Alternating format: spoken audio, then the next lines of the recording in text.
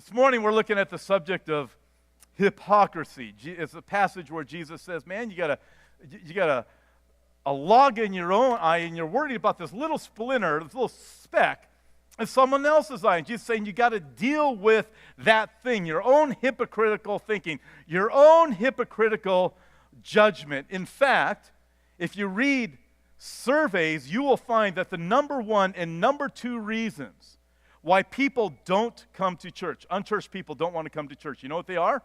Because there's too many hypocrites in the church, and because they're judgmental. They're always looking at me and putting me down. These are the number one and number two reasons. Interesting. Jesus is going to deal with that today. But as I put together this message, I came across a few things regarding hypocrisy. Like that. Oh, good. Church is over. Now we can go back to being hypocrites. So that's what the world sees. They're saying, man, this is the way church people are. And Jesus deals with that. So we wouldn't be that way. Here's something else. The problem with going to church to meet people is that you meet people who go to church. Say, man, I don't like that. But you want to see, here's the perfect sign of hypocrisy. You ready? You want to see this one? This is indeed the hypocritical sign. You ready? No posting of signs. Isn't that great? Now that is a hypocritical sign. I love that one. But here Jesus, I'm saving that sign. Jesus is going to minister to us with the subject of hypocrisy and judging others today as we go to the Sermon on the Mount, this mountaintop overseeing the Sea of Galilee. He's already dealt with hypocritical giving so that you can boast of your giving. Hypocritical praying so that others will think, your whole purpose of praying is so that others will think that you're awesome. This time he's dealing with the subject of hypocritical judging as we look at this subject of the issue of specks and logs, specks and planks. Matthew chapter 7, beginning in verse 1, Jesus says this, "Judge not, that you be not judged. For with what judgment you judge, you will be judged. And with the measure you use, it will be measured back to you.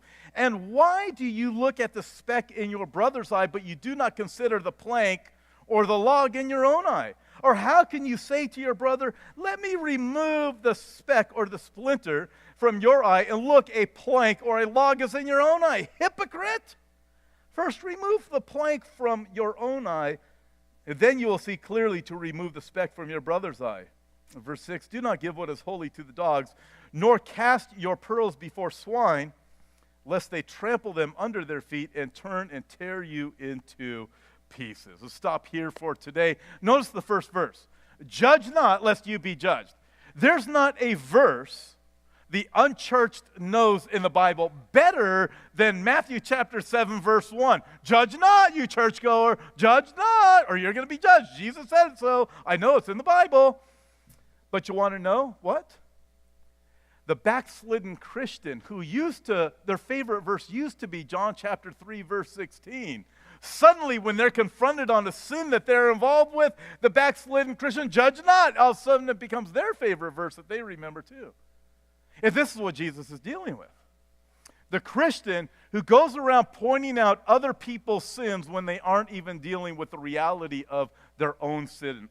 The hypocritical judging, the hypocritical thought process, pointing fingers at other people when we got our own stuff going on. So the first thing that we come to, number one, Jesus gives us a warning about judging others. In verse 1, where Jesus says, "Judge not, lest you be judged," that Greek word for judge there comes from this word krino, or the Greek word is krino, and it means to judge to the place of condemnation. Let me put it into perspective for you. There's various ways we can judge into condemnation. You can judge and say, you know what? That person is going to hell. They're going to hell. There's no chance for them. They're burning in hell. I know they're burning in hell. You condemn them. You placed yourself in judging their eternal state. Let me illustrate a little bit further for you. Years ago, I went to a funeral. And it was for a young man. I think he was about 18 years old when he died. Had a terminal illness, passed away. And I didn't do this service, but I went and to support the father. It was a single dad. I went to support him and the friends. I went to the service. I sat in there, and the pastor was up speaking. And he's looking at the casket. You got this 18-year-old kid who died, and apparently he didn't live a great 18 years, a good 18 years. And the pastor said to all the people, there's hope for you, but for this man here who died, there is no hope for him right now. He is burning in hell. And I heard that. Well, I was shocked like that too. Now, I'm a pastor sitting there listening to this. And I'm thinking, I cannot believe he just said this.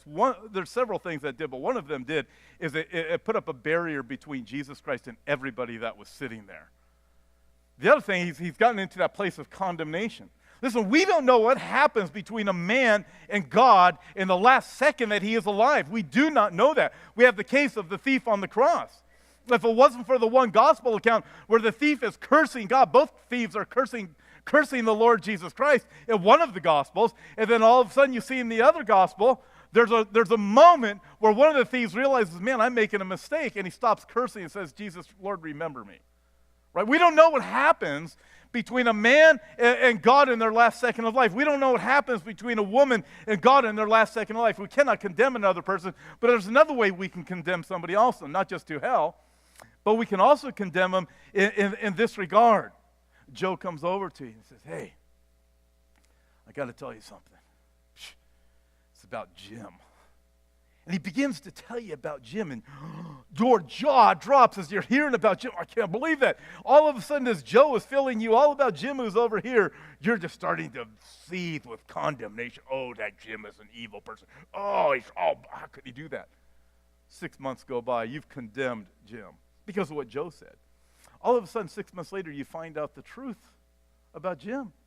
And you find out it wasn't Jim, it was Joe all along. Joe was talking about himself when he was really he's trying to make him believe that Jim's that way. We need to be careful on what we hear. There's a proverb that says the first one to plead his cause seems right until you hear from his neighbor. You hear from somebody one side of the story, and Christians are so guilty of this. You hear it. Wow, really? Oh, that person's evil. Wow, tell me more. Wow, they're really, wow. Jesus says, don't do that.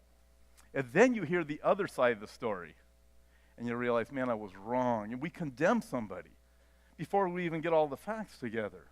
Jesus is cautioning us into not judging unto any type of condemnation. We leave the condemnation in the hands of the Lord. Now, we know Jesus isn't telling us there's never a place where we should judge with critical thinking. We need to judge with critical thinking. Why? Well, we know that. So this is talking about condemnation in verse 1. But Romans chapter 16 tells us this. Note the man who causes division and avoid him. Unless you have critical thinking, you wouldn't be able to note that man and avoid him, right? You have to make some type of judgment call. You haven't condemned him, but you've made a judgment call. There's a problem with this guy. Can't be trusted, right? Galatians chapter 1, verse 8. If we or an angel preaches any other gospel, let him be accursed. How can you know what the other gospel is unless you know this gospel and you make a judgment call, right? Listen, we make judgment calls every day, don't we? Indeed, we do make judgment calls every day. The employer judges somebody when he's sitting there. He's making a call, critical thinking. Should I hire this person as an employee or not? They've got an employee. Do I need to fire them? Do I need to write them up? Maybe they deserve a raise. They're critical thinking, right? You're making a judgment call. Listen, you go to the grocery store, you make a judgment call, right? You go to the produce section, you look at the produce, you say, oh, these apples are all squishy. Yuck. You just made a judgment call, right? Is there anything wrong with that? No, it's right. You see the bananas. Do I get green bananas or brown bananas? Green bananas or yellow bananas, right? The police officer makes a judgment call. Should I pull this person over or should I not? There are judgment calls, critical thinking that we do every day. That's not what Jesus is talking about in verse 1. In verse 1, he's talking about not condemning. However, we still need to be critically thinking. Look at verse 6, all in context of what we read. Look at verse 6. Jesus continues, do not give what is holy to the dogs, nor cast your pearls before swine, lest they trample them under their feet and turn and tear you into pieces. How would you know what it is to cast your pearls before swine, the dogs? The people, listen, he's basically saying, listen, you have the gospel of peace. You have the gospel of hope, but use Discernment. The problem that Christians often get into is a lack, we shouldn't, yeah, that's right, we should never judge anybody, never use any discernment. Let's just all do a great big group world hug. We are the world. We love everybody. Oh, kissy, kissy, right? Huggy, huggy. Just, man, you got to use your head. You got to be thinking. You got to understand. You go, well, I want to share the gospel with this person. And the person has told you repeatedly, you share the gospel with me one more time, I'm going to punch you in the nose. Well, you're going to hear it anyway. You keep going to them. You get punched in the nose. I can't believe they punched me in the nose. They told you they were going to punch you in the nose. You don't go there, right? This is what Jesus is saying. Understand. There comes a time where you say, you know what, I just need to pray for this person. I need to move on. What is it? Love and discernment. There's a needed balance between love and discernment. I can love them, but I need to pray for them. And I need to know when it's time to continue on this path and when it's time to just say, let me leave it in the hands of the Lord. Listen, on the lines of judgment call, let me illustrate it for you this way. Let's say you're driving down the 15 freeway. You're headed south. You're going all the way to San Diego. You're going to watch a San Diego Charger game, which is not this week, and it won't be next week, but maybe next year because they are out of the playoffs. But let's just say, you're a Charger fan. You're going to a Charger game, but you love the Lord. You love everybody. Oh, and you're thinking, I know what I'm going to do. I'm going to pick up a hitchhiker on the way to the Charger game. I'm going to give him a ticket to the game because they got an extra one. I'm going to buy him food. I'm going to tell him about Jesus. This is going to be great. You get on the 15 freeway, you see your hitchhiker. They've got a mask on. They've got a chainsaw, right? Raider fan. No, you got a mask on. Somebody actually said that second service. That's why I said that. So they got a mask on. They got a chainsaw. What are you thinking? Don't pick him up. That's what you're thinking, right? I mean, would you pick him up? No, if you picked him up, what would you be? Not smart. I'll just be politically correct, all right? You wouldn't be smart. So you make a judgment call. There comes time, it is common sense. We make judgment calls. Later on in Matthew chapter 7, Jesus is going to say, we're not going to be there today, but by their fruit you shall know them. You're not condemning them, but you understand there's got to be discernment here. I've got to be able to use it. Let me put it this way. The Christian is called to show unconditional love, right? God has shown unconditional love toward us in that he sent his son. He loves us.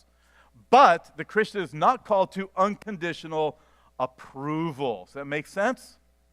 Look at verse 2 again. Then Jesus says this. He starts to put it all into perspective. For with what judgment you judge, you will be judged. And with the measure you use, it will be measured back to you. What's this? I call this the boomerang judgment. You know what a boomerang is?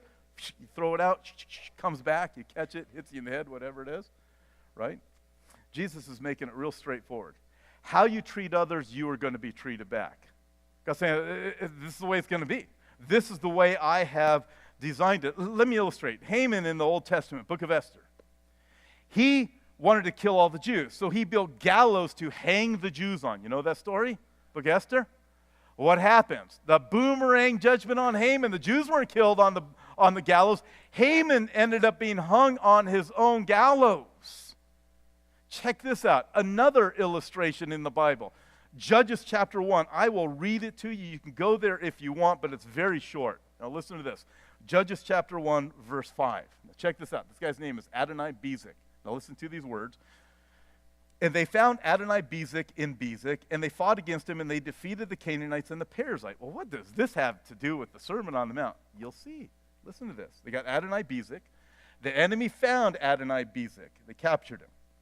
And then, verse 6, they're going to capture him. Adonai-Bezek, he fled, and they pursued him, and they caught Adonai-Bezek. Now listen to this. And they cut off his thumbs and his big toes. Well, that's just mean. But listen to this, right? Thumbs and big toes. And Adonai-Bezek said, 70 kings with their thumbs and big toes cut off used to gather scraps under my table. Wow. I had caught 70 kings before. I cut off their thumbs. I cut off their toes, and they had to eat like dogs under my table. And then he says this, as I have done, so God has repaid me. Wow. That's what Jesus is saying here. The measure you give out, it will be measured back that way to you. Listen, Jesus does not prohibit the judgment of others. He only requires that our judgment be completely fair and that we only judge others by a standard we would also ourselves like to be judged by. To put it another way, it is common to judge others by one standard and ourselves by another standard, being far more generous to ourselves than others. With the measure we measure out to others, it will be measured back to us. God will measure unto us according to the same measure we use for others. There's a powerful motivation for you and I to also do good. Because just as it is with the negative side of it, right? You're mean to others, you get mean back. When you're generous, when you're kind, when you're full of grace, you reap what you sow. It gets measured back to you. Don't be judgmental. Be full of grace, full of compassion, ministering, recognizing the kindness you have received from God. Listen, if you were like me, you were saved from a pit of filth. And we remember where we were saved from. And we recognize, God, you have been so full of grace to me. How can I express that grace and kindness to others that they might know you instead of pointing my finger? Let me illustrate for you. About 20 years or so ago, I was working in title insurance, 25 years ago probably. I was working in title insurance, and it was a Fortune 500 company, and when you went to work as a man, you dressed like this, right? And often with a coat on. The ladies dressed accordingly. They dressed in that business attire. There was no such thing as a casual day when I used to work there. And they hired this gal one day, and it was a big company, huge company. It's even bigger now, but it's a big company. And there's this one gal that was hired one time, and she didn't dress like the rest of the girls. She was hired, and she was a stripper. That's what the people in the office said. And she worked on my floor. The girl said one thing about her, and the men said something else. And they did not tell their wives what they said. That's what Jesus is getting at. All the pointing the finger. Then I had a boss that was a lady. She wasn't a Christian, but she did the right thing. You know what she did? She went up, she knew what was going on. I mean, this girl, the way she dressed, this was she came to work there because she wanted to be a mainstream job. She didn't want to be a stripper anymore. So she's looking, how do I get into a job, a just job, you know? Something respectable and so forth. And this lady boss of mine, she heard all the talk around the office. She went up to her. She told her, I'm going to take you shopping. She took her to a department store and bought her a whole new wardrobe. Listen, this is what Jesus is getting at. We point the finger and we do all these other things. We're not willing to get in there and help. In John chapter 13, the night of the Last Supper, the disciples are there, right? Remember Jesus, he gets down to wash their feet. Remember, he doesn't point out their feet. You don't see in John chapter 13 where Jesus, he gets the bucket and he gets on his knees and he goes, oh, Peter, whoa, filthy feet, woo, man. Athlete's foot, oh, Matthew, oh. Couldn't you have done something better with all that money you collected from taxes?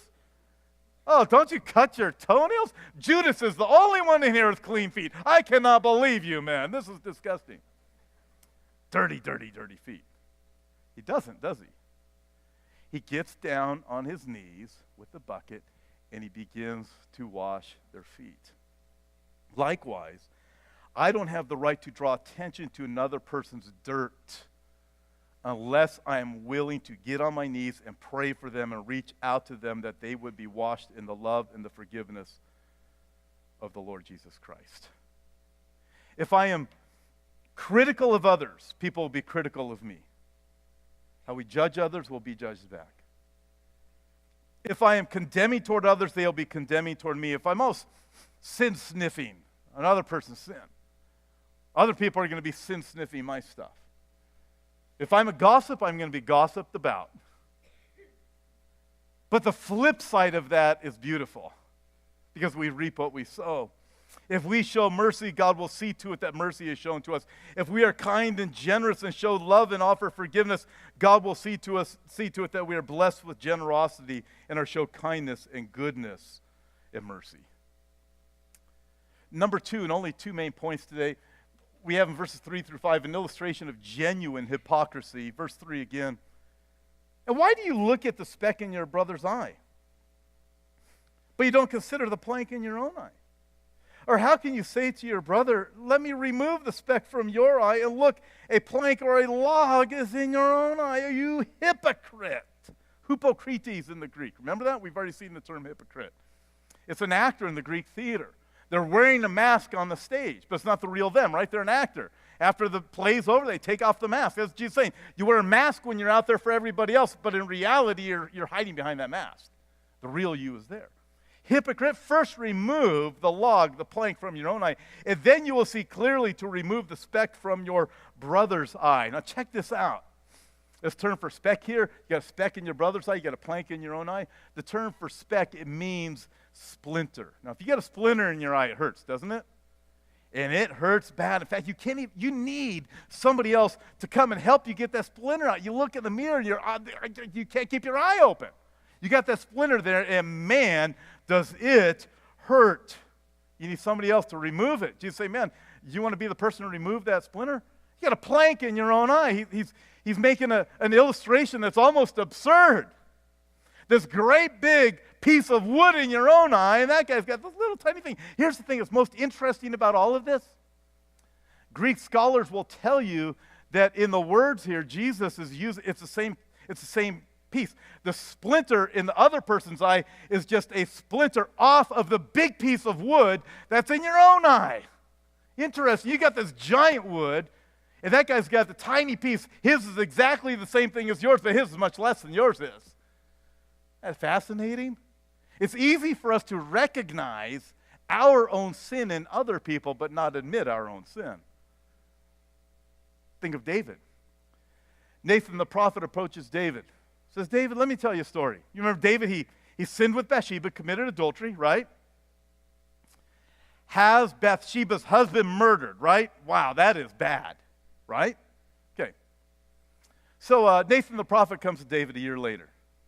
Says, David, I got to tell you a story. There's this man who stole another man's lamb. And he took that lamb into his own home, and he killed it, and he sacrificed it, and he ate it. David is enraged. What? That poor little four-legged, cute little creature with all the fur over it? Some other man, it was another man stole it? David, what should be done to that man who stole the other man's cute little cuddly lamb? Kill that man. Nathan, a little bit, wow. Said, David, thou art the man.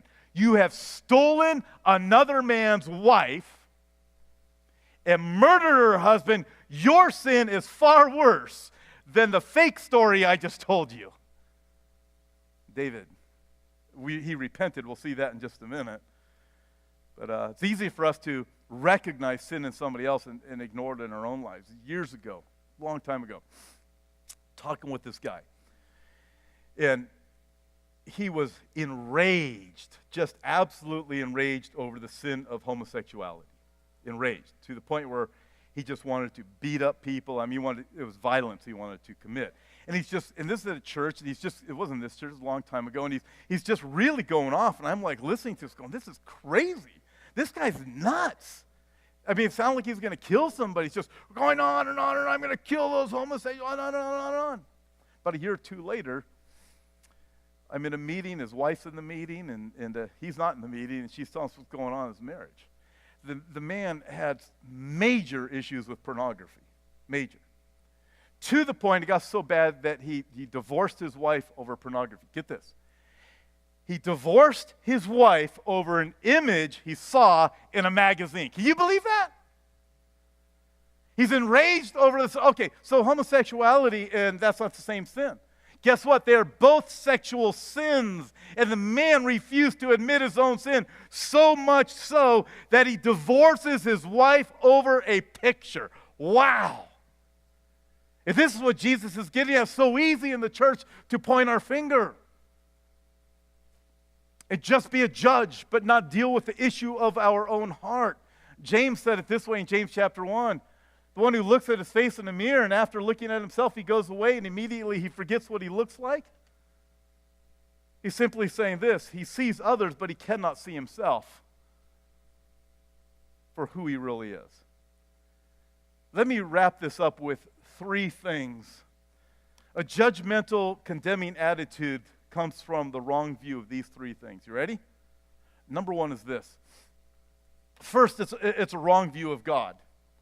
In verse 1, with the statement, "Judge not that you be not judged," Jesus reminds the Pharisees that they are not to place themselves in the place of God and offer condemnation. The Pharisees are not the final court. God is the final court. But he's not only reminding the Pharisees, he's also reminding all of his disciples who are listening and every one of his people who have ever read this Sermon on the Mount. We are not the final court. To judge another person's motives or to curse to condemnation is to play God. That's what the Bible tells us. Romans chapter 14. Who are you to judge another person's servant? To his own master he stands or he falls. God is our master. And we leave any condemning up to him. Make sense? James said it this way, James chapter 4. Do not speak evil of one another, brethren. He who speaks evil of a brother and judges his brother speaks evil of the law and judges the law. But if you judge the law, you are not a doer of the law, but a judge. What are we supposed to be? We're supposed to be doers of the word, right? James is saying, man, when you put yourself up here, you're not a doer. You're not even doing it. You're just judging others. There's one lawgiver or one judge who's that's God. There's one lawgiver, there's one judge who is able to save and destroy. Who are you to judge one another? Whenever we condemn others because they do not do things the way we think it ought to be done, or because we believe their motives are wrong, we pass judgment that is rendered to God. Listen, we cannot know another person's motives. I can't know what's in your heart or in your mind. We can look at things and say, why did they do this? And often we'll never know, no matter what it is. But we leave that aspect up to God. We can judge the fruit, right? We've already seen that. We'll see it again in the future, but we can't condemn. There's one lawgiver and one judge. Number two, we have a judgmental or condemning attitude because we have a wrong view of others. In verse 5, Jesus isn't condemning noticing something that's wrong in another person. Look at verse 5 again. Not condemning noticing it. He says, hypocrite. What's he say here? First, remove the plank from your own eye. Then you can see clearly to remove the speck from your brother's eye. He says, your brother's got a speck. But deal with your own sin first is what Jesus is saying. After you deal with your own sin, when you are right, then you can go and minister to that brother who has got himself into a mess. Make sense? It's a heart thing. The heart of the matter is the matter of the heart. In Galatians chapter 6, the Bible tells us this is how we do it. When you see another person with a speck in their eye. Brethren, if a man is overtaken in any trespass, you who are spiritual, restore such a one in a spirit of gentleness, kindness, grace, right? Restore them. You're seeking to restore them, not to cut them down, not to tear them apart. Restore them in a spirit of gentleness, considering yourself that you also be tempted. Listen, God knows that we're all a bunch of sinners. Consider yourself, man. You got issues. So when you go in with a spirit of gentleness, or you're going to find yourself in a mess, right? And then he goes on, bear one another's burdens and so fulfill the law of Christ. Then he finishes this section. For if anyone thinks himself to be something when he is nothing, he deceives himself. Listen, we do well when we don't think too highly of ourselves, when we don't take ourselves too seriously, which takes us to the last point. Number 3, when we're condemning and when we're judgmental, we got a wrong view of self. We have a wrong view of self. I'll illustrate it for you here in just a second, but I think this statement really sums this issue of self up. Pride is the only disease that makes everyone sick except the one who has it. Amen? Listen to this. This author writes, speaking of pride and self and puffing ourselves up, give you a little bit of humor before we have communion. He writes, humans have an almost limitless capacity for self-deception. For instance, psychologists speak of a massive integrity blind spot in human nature called the self-serving bias. We make ourselves the heroes of our stories to exaggerate our role in victories and to absolve ourselves of blame for failure and error. Continues. In one survey, listen to this, 800,000 high school students were asked whether they were above or below average in social skills. 800,000 high school students, right? That's a lot of students. Above average or below average in social skills. 800,000, right? If they were to be accurate, they would have split 50-50. He writes, you want to guess what percentage of students rated themselves below average?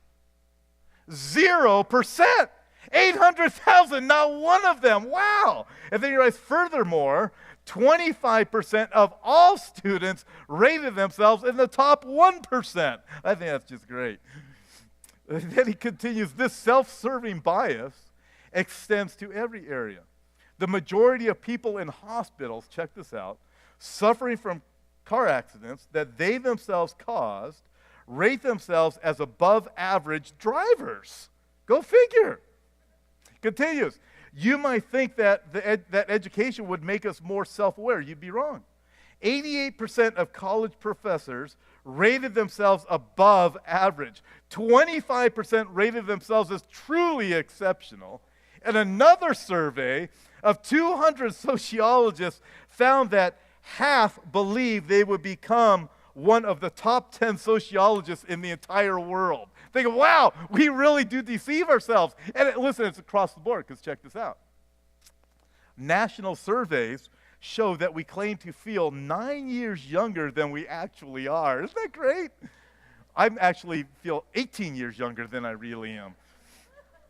And this one, and we claim to look 5 years younger than other people our age. You're looking around the room, everybody in there saying, wow, these people look old. Glad I don't look like that. Everyone in there thinking the same thing. Y'all got like hair dye and Bondo in your wrinkles and stuff. I mean, that's what, it's like, this is what we do. Isn't that funny? You go into a room, oh gosh, you see people you haven't seen since high school, thinking, man, those people look old. Honey, I'm sure glad I don't look like them. It's like, that's what we are.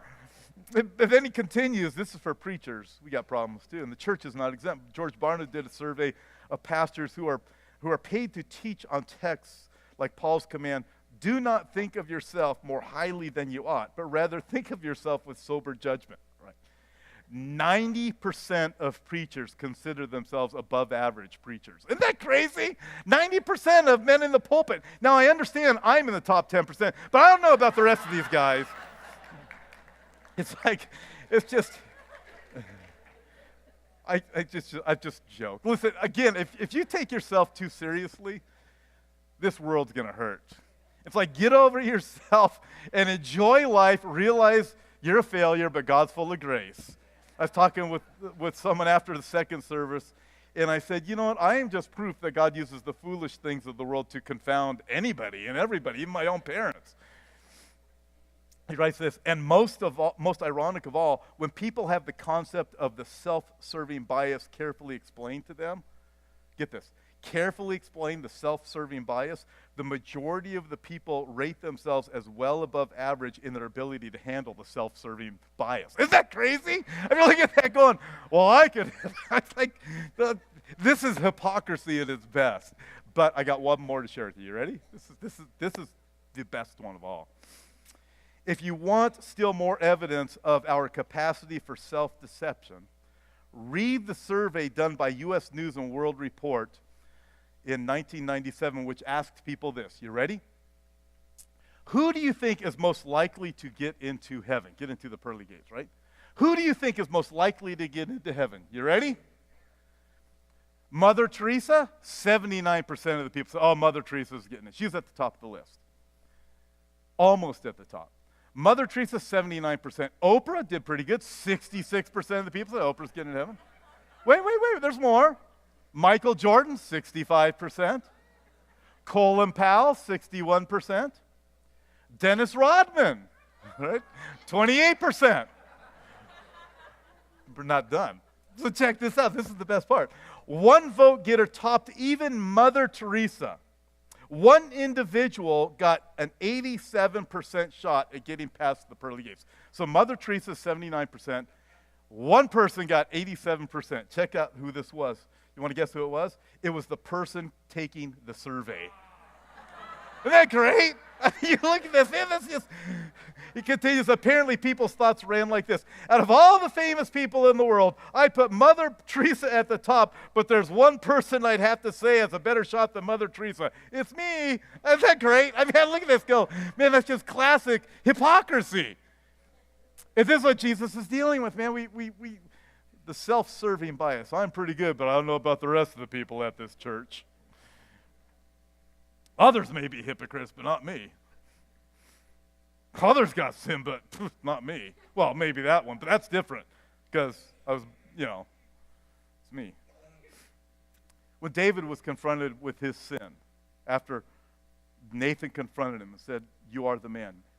You've sinned with Bathsheba. You've had Bathsheba's husband murdered. He said, create a clean heart in me, Psalm 51. Create a clean heart in me. And then he went on and said, then, after you create a clean heart in me, I repent, clean me up. Then I will teach transgressors the way. Then I will be able to deal with the specks and help out a brother, help out a sister rightly. Judgment begins at the house of God. Judgment begins at the house of God. Let me put it this way as we get ready for communion. We are far worse than we could ever imagine. And that's what Jesus is saying. But the good news of that is, but we are far more loved than we could ever dream. For God so loved the world, even you and me, that he gave. This is the gospel. This is the message that we have for people. We recognize I'm far more worse than I usually think. But praise God, he saved me. God so loved that he gave, and then we take that message to other people. Amen?